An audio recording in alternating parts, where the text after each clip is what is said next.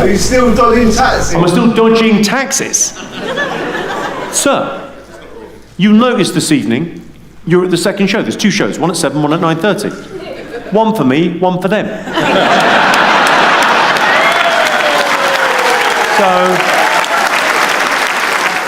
You laugh like an asthmatic seal f***ing a donkey. I laugh like an asthmatic seal f***ing a donkey. How do you know? Welcome back to the channel. Today, we're diving into the savage world of Jimmy Carr, the king of comebacks and master of the roast. From audience burnouts to instant clapbacks, we've lined up the funniest, most brutal Heckler takedowns ever caught on camera. And we're kicking things off with a fan who claims Jimmy was nice to them back in school, which, knowing Jimmy, can only go wrong from here. It's not a heckle, but you were really nice to me when I was at school. I was really nice to you when you were at school. I don't know why that's getting an R. That could... If this was a movie, the next scene would be a police officer carrying a computer out of my house in a see-through bag. You were really nice to me when I was at school. Okay. Were we at school together? We were. We were. What school were you at? I was at Burnham Grammar. You were at Burnham Grammar. What's your name? Corin. Corin? You were all like gothic and like... I won't remember you. God, everyone remembers the first girl they f***ed. Corin's here! You're the reason I had to have my shoulder rebuilt. Absolute legend. Were we in the same year, Corin, or? We weren't. You're a little bit older, but I'm a little bit older? Not all of me. Bits of this are brand new. Coming up next, someone asked Jimmy what he'd do if he were Prime Minister. Spoiler alert, things get political fast. What would I do if I was Prime Minister? You lower the age of consent, probably. Would I...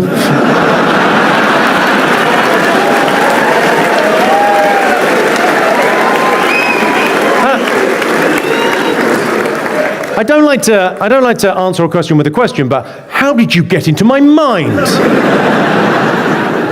We wrote a joke on that years ago. We were in the writer's room for 8 out of 10 Cats, and I don't know why, Charlie Skelton is a mate of mine, he's a very funny comedy writer, and it was something about the age of consent, and he Googled what the age of consent was in Mexico. 12. Genuinely true. And then immediately we went, well, that means at some point in a court of law in Mexico, someone has gone, she looked 12 to me.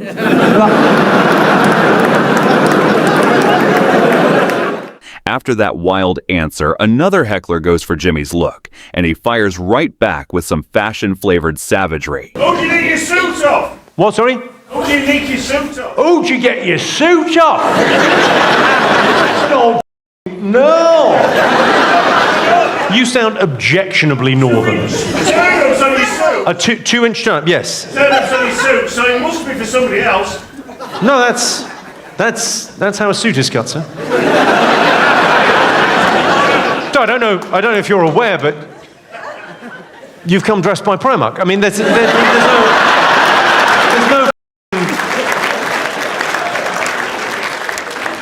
I don't want to be a dick about it, but you look like a potato still in the sack. Next up, someone insults British food, and Jimmy serves them a 5-star roast with extra seasoning. Why is British food? Why is British food? I think it's pretty good. It depends where you go, sir. Where have you been to? Where were you in London? You've never been? No. Well, I mean, we've got Jamie Oliver, and we've got Gordon Ramsay, and we've got Heston Blumenthal, some of the greatest Michelin-starred chefs in the world. You've got, of course, you've got your own. You've got Ronald McDonald and Wendy, and the Burger King, which I think goes some way towards explaining why you're such a fat.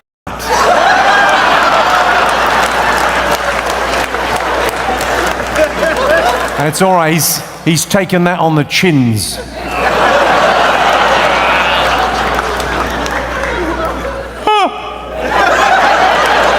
This next one takes a darker turn. A fan opens up about losing their dad, and Jimmy somehow finds comedy in the chaos. My dad died a year ago, Your dad died a year ago. watching one of your Netflix specials. He died watching one of my Netflix specials. What? Whoa. Let's find out what happened. So your dad died a year ago watching one of my Netflix specials. As a family, we thought that wasn't a bad way to go.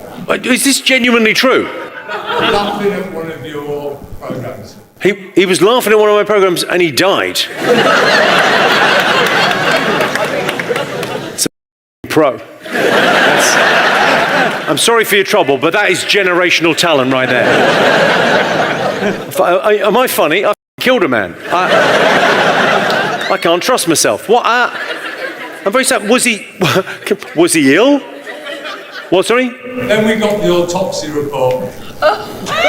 This is going somewhere. Here we go. I found out he died from boredom.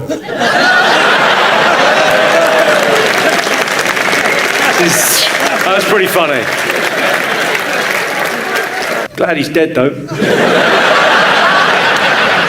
All right, brace yourself. An audience member asks Jimmy for his most offensive joke.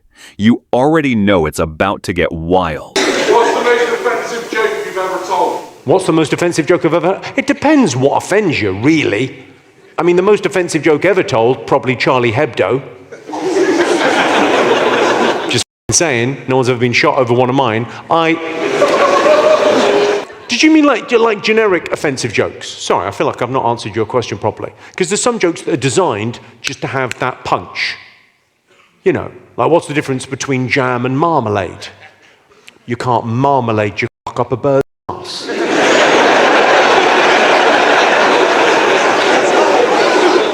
How do you make a gay fuck a woman? Get in her cunt.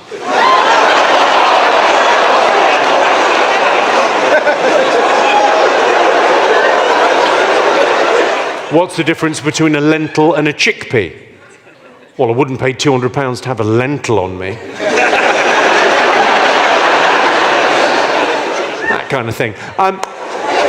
From taboo topics to global geography, watch Jimmy roast entire countries like it's a world tour of sarcasm. Yes. What, sorry? What do I think about the Gulf of America? Yeah. Call it what you want. You're in charge. Here's how gangster Britain is, right? Here's how gangster Britain is. Have you ever heard of the country? You ever heard of the country Germany? Yeah. Do you know what they call it? Deutschland. Yeah. No one else calls it that. Because the British went, no, you're not. German. Japan. You ever met a Japanese guy? Yeah? Do you think they call it Japan? They don't. Nippon, if you're interested. That's what they call it. You've never even heard that term. I mean, no wonder we're not getting pronouns right. We don't give a fuck. Now that he's done renaming nations, Jimmy starts speaking like them. Every accent, every attitude, it's pure gold. What's your best accent? What's my best what? Accent. What's my best accent? This one. I use it most all the time. Well, I suppose technically I don't have an accent. This is just how things sound when they're pronounced properly. I could do a few. Most accents I need to kind of warm up to them. I need a phrase to get me into it. Like, if I'm trying to do Scouse, I've got to say in my head, I want some chicken and a can of Coke. I want some chicken and a can of Coke, you sick. And then I'm sort of in it. Or if you're doing like Newcastle, Geordie, Poopa Scooper, Oompa Loompa, Kawasaki, Roller Coaster. With Welsh, it's phrases, but you've also got to remember with Welsh, it's key phrases, but you've got to sound confused at the same time. Whose coat is that jacket? Whose shoes are those trainers? See those two houses? The one in the middle is mine.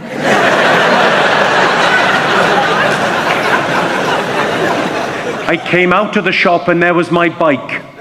Gone.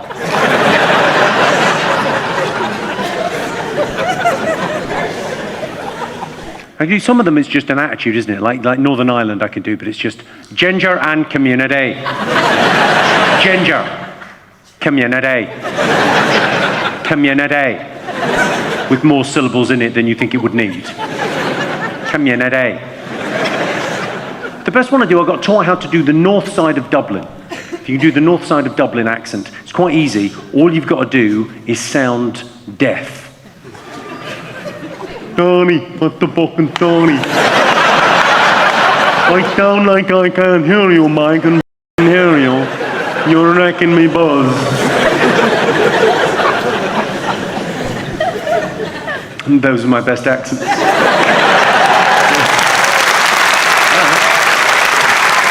Next, a brave soul admits they went to prison in Mexico, and Jimmy turns their story into a stand-up cross-examination. Yes. I went to prison in Mexico, roast me. You went to prison in Mexico, roast you. Like your cellmates did?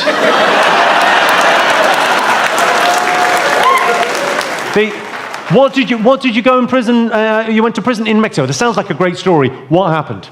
I lived illegally for 2 years. You lived there illegally for 2 years. Yeah. Are you... Presumably the Mexican judge went, the f*** is going on here? Wait. I thought we were meant to be the immigrants. Wait.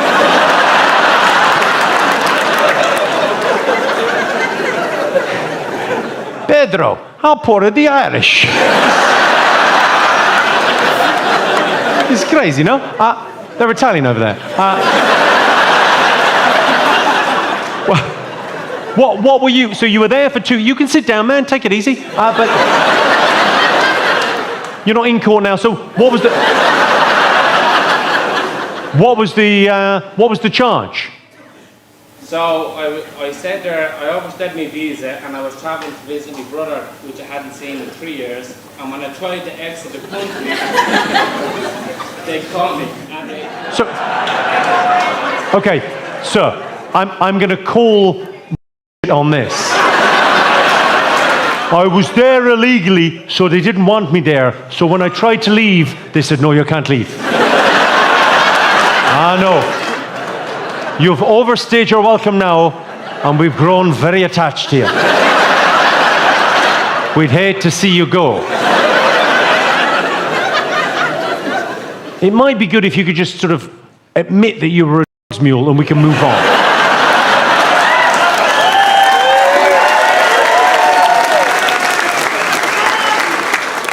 You hadn't seen your brother in 3 years. What was he in for?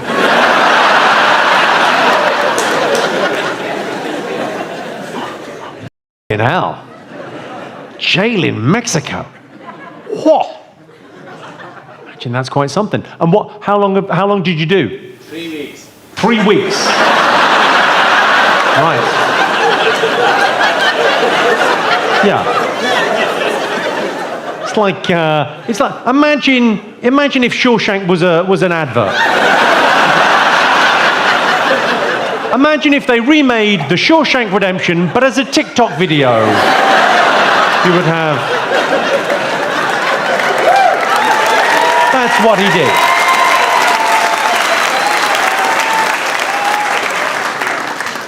He tunneled his way out. To close it out, Jimmy tackles one of the most controversial names online, Andrew Tate, and drops a mic-worthy final line. What do I think about Andrew Tate? Well, I think he's a John Mulaney. You know John Mulaney, amazing American comic? He made an observation about 5 years ago. I mean, he's a brilliant comic mind. But he made an observation. He said, Donald Trump is a poor person's idea of what a rich person is. Right? That's exactly it, right? Andrew Tate, to me, is a 14-year-old's idea of what a man looks like. It's not, right? cosplay Grand Theft Auto.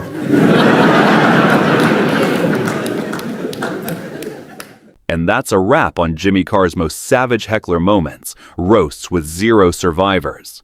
Which comeback was your favorite? Drop it in the comments below.